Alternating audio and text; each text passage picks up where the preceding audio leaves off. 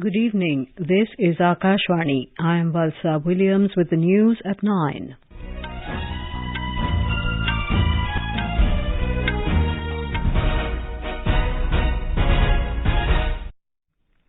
The headlines.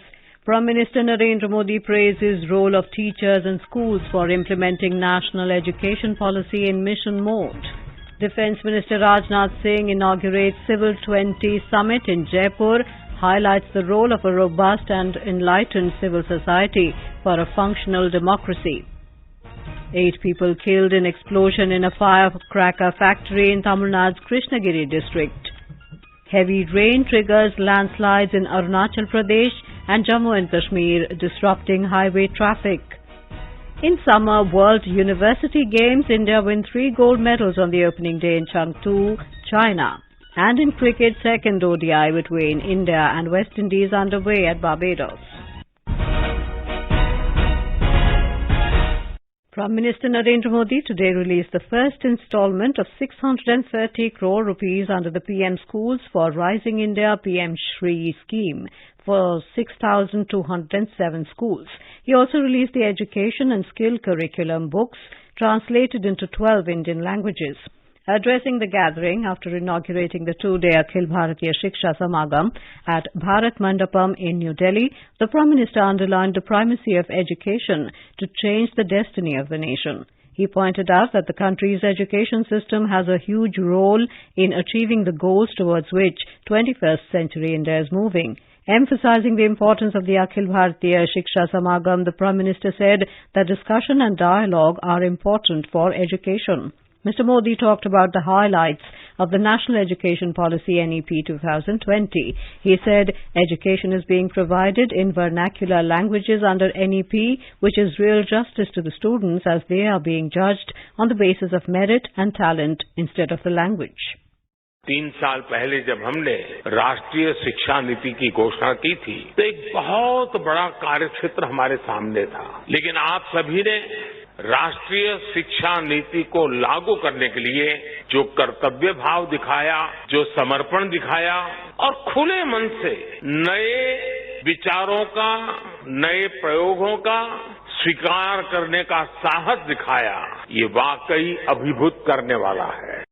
On completion of 3 years of new education policy, the Prime Minister praised the role of teachers in schools and said NEP is being implemented by them in mission mode. He said that NEP will bring uniformity and very soon a national curriculum framework will be implemented.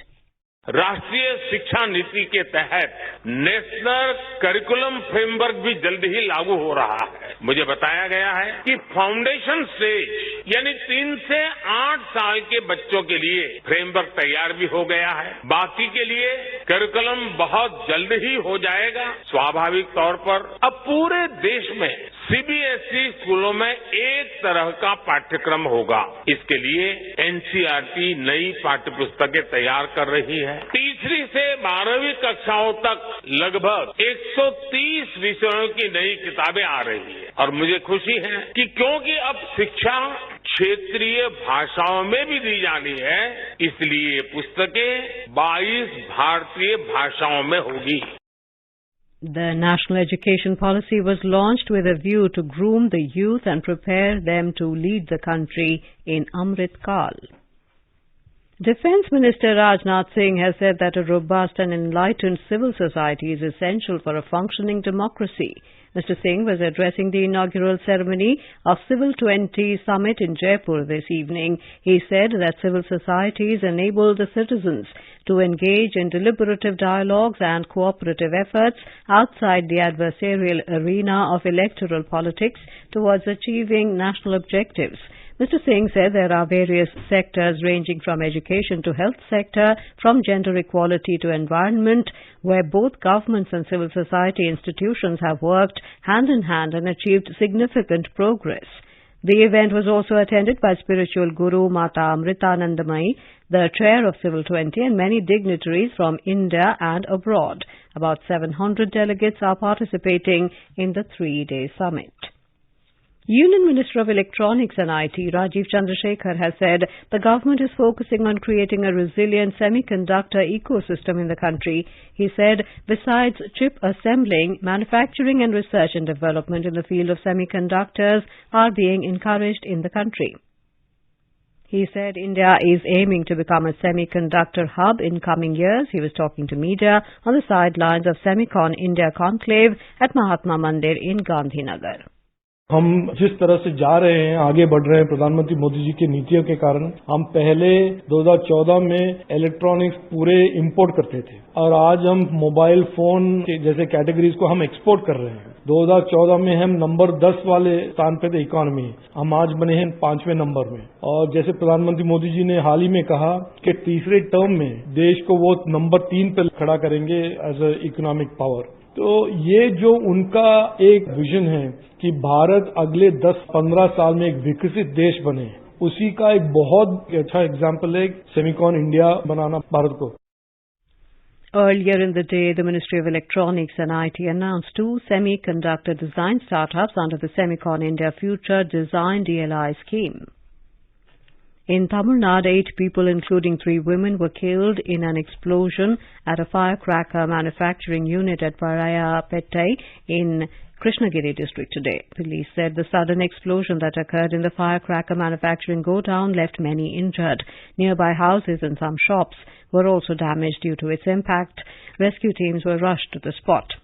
Prime Minister Narendra Modi and Chief Minister M.K. Stalin have expressed grief over the casualties. The Prime Minister has announced an ex gratia of 2 lakh rupees to the next of kin of the deceased and 50,000 rupees to the injured.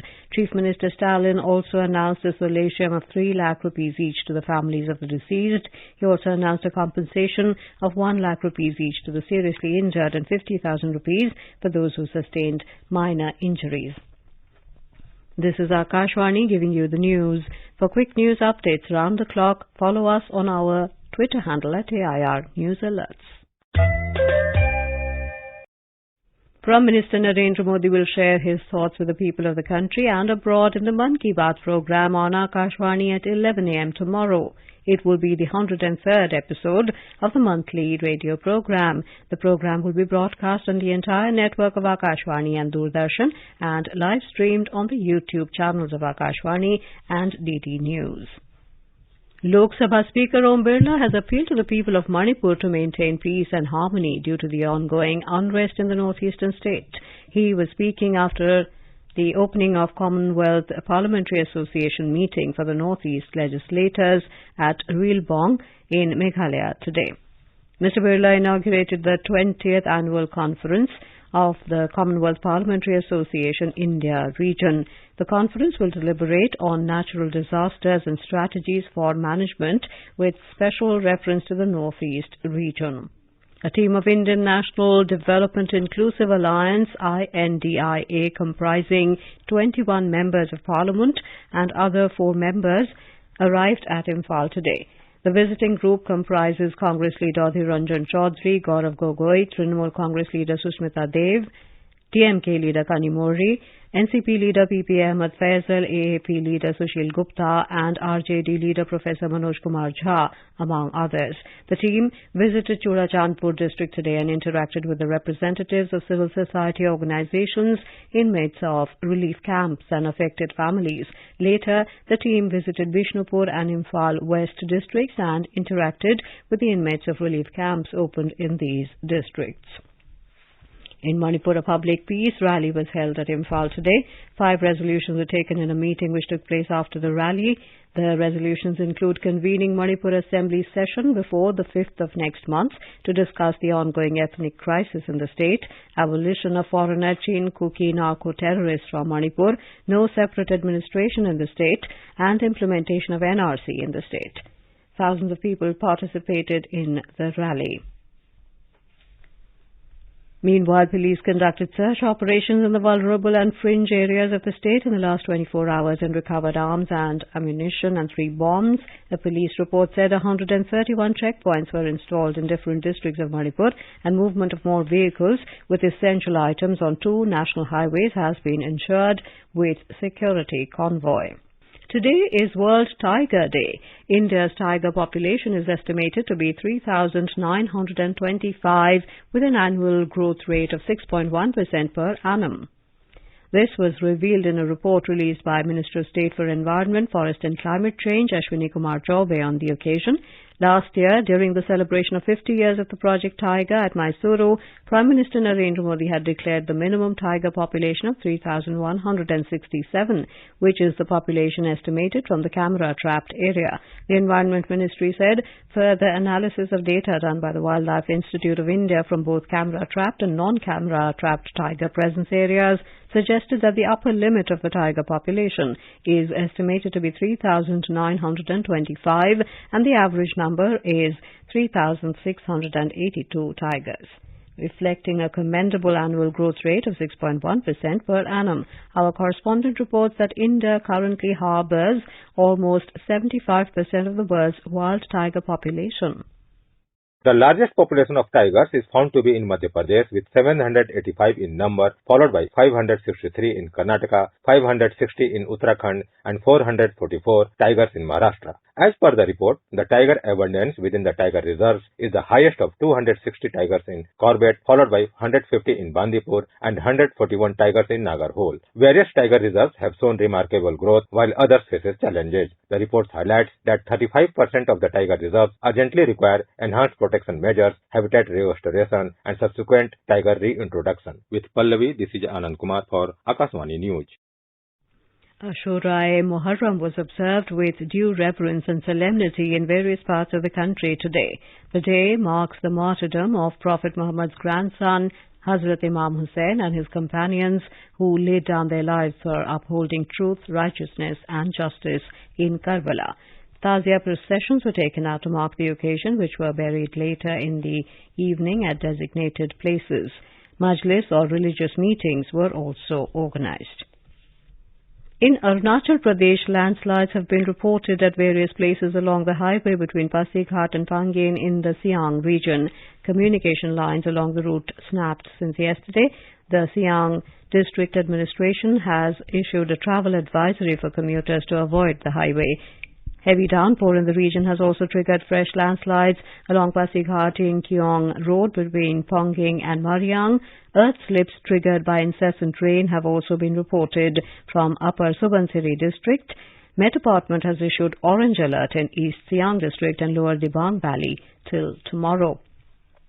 In Jammu and Kashmir, the historic Mughal road connecting Kashmir Valley with Jammu division has been closed for vehicular traffic due to a massive landslide. Our correspondent reports that the alternate highway, which connects the twin border districts of Rajouri and Poonch in Jammu division with the Shopian district in Kashmir Valley, has also been closed amid massive landslide at Poshana area due to heavy rains. Men and machinery were pressed into service to clear the road. India opened its account at the FISU Summer World University Games with 3 gold medals on the opening day of the medal events in Chengdu, China today. The Indian women's team, comprising Manu Bhaker, Yashaswini Deswal and Abhijna Patil, clinched gold in the 10-meter air pistol event ahead of China and Iran. Manu Bhaker also secured gold medal in the women's individual 10-meter air pistol with a score of 239.7 points in the final. Edawenil Valarivan added another gold in India's kitty in the women's 10-meter air rifle event. Judoka Yamini Maurya clinched a bronze medal in the women's 57-kilogram category. In cricket, the second one-day international of the 3-match series is underway between India and West Indies at Bridgetown in Barbados.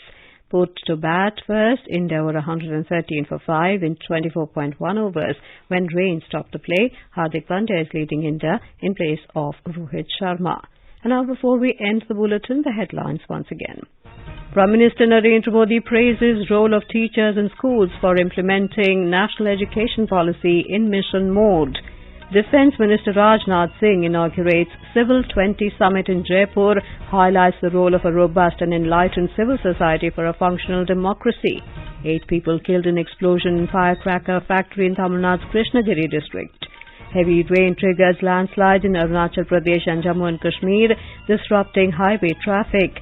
In Summer World University Games, India win 3 gold medals on the opening day in Chengdu, China, and in cricket, second ODI between India and West Indies underway at Barbados. That is all in the news at 9. Good night.